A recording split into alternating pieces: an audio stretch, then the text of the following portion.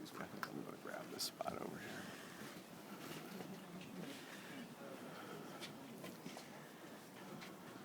here. Keep gathering in, folks. Come into this area, and some of you can go a little bit more to my left up here.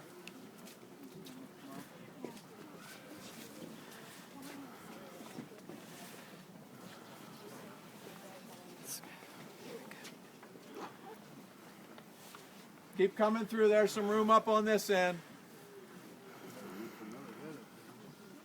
I was thinking the same thing. So, who do you think was Borglum's second choice? Thomas Jefferson? No, that's actually the third choice. Lincoln. That's right, Abraham Lincoln. Lincoln was revered by Borglum.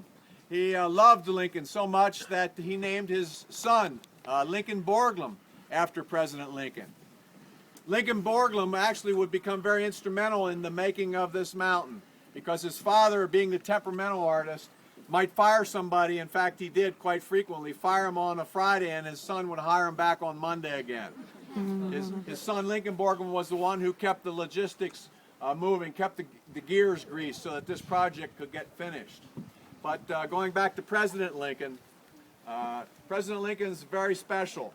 And he was born poor. He was born in a little log cabin in Kentucky. His family moved to Illinois. He had only a few months of formal schooling. He essentially taught himself to read and write. And he would walk long distances to borrow books and return books.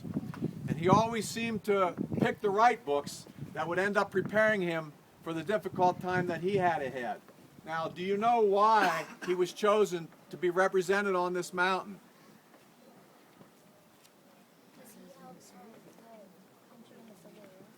Yes, he helped keep the country together. He helped preserve our union. And when Lincoln was a young man, 19 years of age, he was in New Orleans. And he walked around the corner on a sidewalk, and he came upon a scene that really touched his life. He saw a slave family being sold apart to different slave owners. So the family was broken up, mother, father, sons, and daughters. And this really touched him. Lincoln, in the back of his mind, thought maybe at some point in his life he'd like to try to do something to change that. And he didn't know at the time he was going to enter politics, but later he did. He became a lawyer at first, and he had a common man's touch. He was a man of the dirt. People really appreciated him. And he started out in the Illinois state legislature, then became a U.S. congressman. And then he ran for Senate. And this is the thing that put him on the map. He ran against Mr. Douglas. In the summer of 1858, there were a series of debates that made Lincoln a household name. They debated slavery, the abolition of slavery, and the whole meaning of slavery, whether it should or shouldn't be in our country. So this made Lincoln a household name, and although he lost that election for the Senate race, he was elected president 2 years later in November of 1860. And Lincoln was thrown into this cauldron of fire.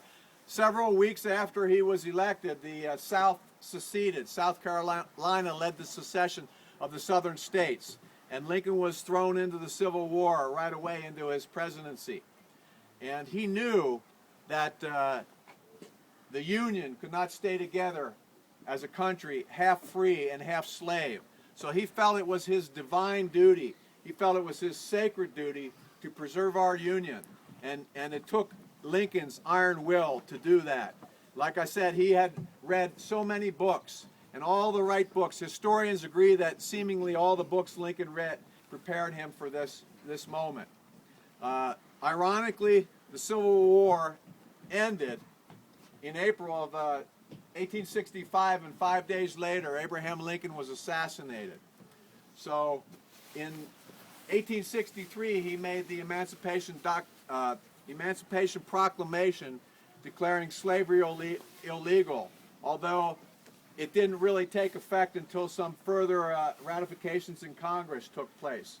So Lincoln, at an early age, after holding the Union together, had had been assassinated, and one thing that Lincoln appreciated was reading and writing, and the greatest document in our country's history, he felt even greater than the U.S. Constitution, was a document that was written by the next person who was chosen to be on this mountain.